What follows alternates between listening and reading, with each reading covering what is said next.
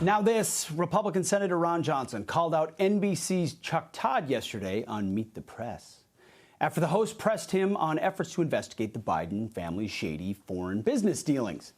And things got a little testy. Take a look. Senator, do you have a crime that you think Hunter Biden committed? Because I've yet to see anybody explain it is not a crime to make money off your last name.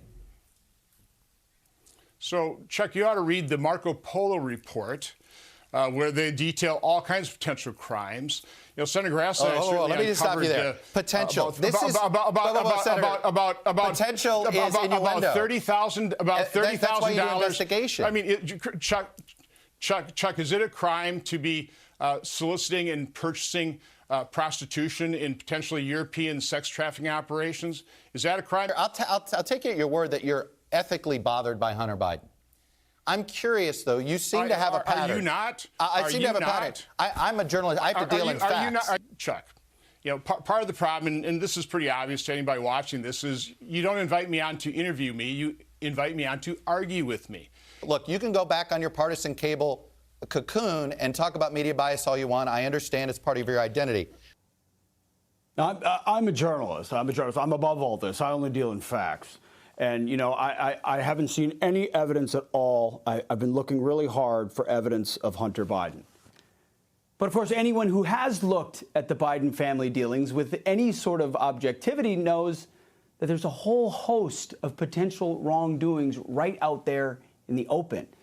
As legal scholar Jonathan Turley writes, quote, while Todd just heaps insults upon those who have called for investigations or actually done them, he previously gave entirely non-confrontational and supportive interviews, softballs, for investigating the possible compromising of Donald Trump.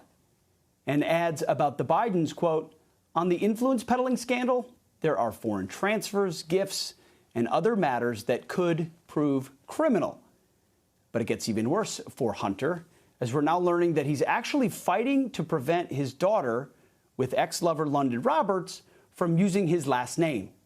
In a recent court filing in Arkansas, Hunter's legal team is seeking to stop Roberts' request to let the 4-year-old take his surname, the Biden name.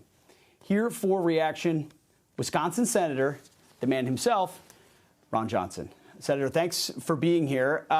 So he has the gall to kind of come out and say, I've yet to see any evidence at all about, has he looked? And why won't he take seriously those who have and realize that the connection between Hunter and Joe is not just a connection between two private citizens, but between a private citizen and the president? Well, Pete, well, again, if you don't look for evidence, you'll never find it. And I think Buck Sexton made a pretty good point in the previous segment. You know, the journalists who basically helped install President Biden into his office, they called him a moderate. They suppressed and censored Senator Grassley in my report, the Hunter Biden laptop story. They don't want to defend his record. 40-year high inflation, record gas prices, a wide open border, rising crime. So, again, I am so suspicious of this now revelation of these documents. They found them last November, and they didn't get them all identified. And they have a drip revelation of these things coming out. Yeah. It's just an absurd story. It makes no sense whatsoever.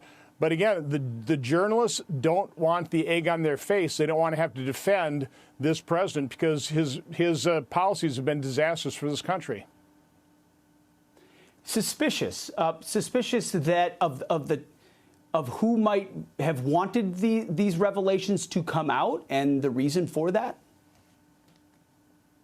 Yeah, it's just a bizarre story. It makes no sense whatsoever.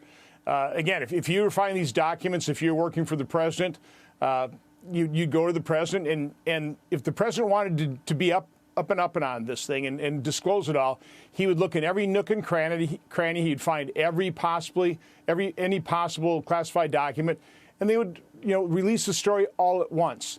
They wouldn't all of a sudden, day after day, say, oh, we found some more documents. Ooh, in the garage. Oh, in a dresser drawer somewhere. I mean, it's just a bizarre story. It makes no sense. someone like Chuck Todd, do you think he ever makes an earnest effort to understand any other side other than his home team, which he is clearly defending? I mean, he calls himself a journalist. He clearly believes at some level that he's somewhere in the middle. Are they delusional, or have they just lived in that cocoon, if I may say, for too long? Well, unfortunately, you have the vast majority of people in the mainstream media.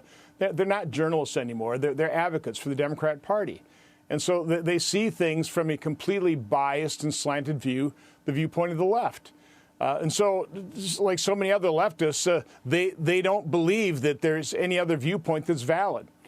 So he just simply won't open his eyes to the truth and to the other viewpoint. He's not fair and balanced. He's not, apparently Fox News is the cocoon. Fox News is about as fair and as balanced as you can get. You present both sides. The mainstream media doesn't do that. Nope. Meet the Press has been his own personal cocoon now for many, many years, and there's only one side coming out of there. You've done the investigation. You've done the work. You put it out there. It was suppressed, and it was ignored.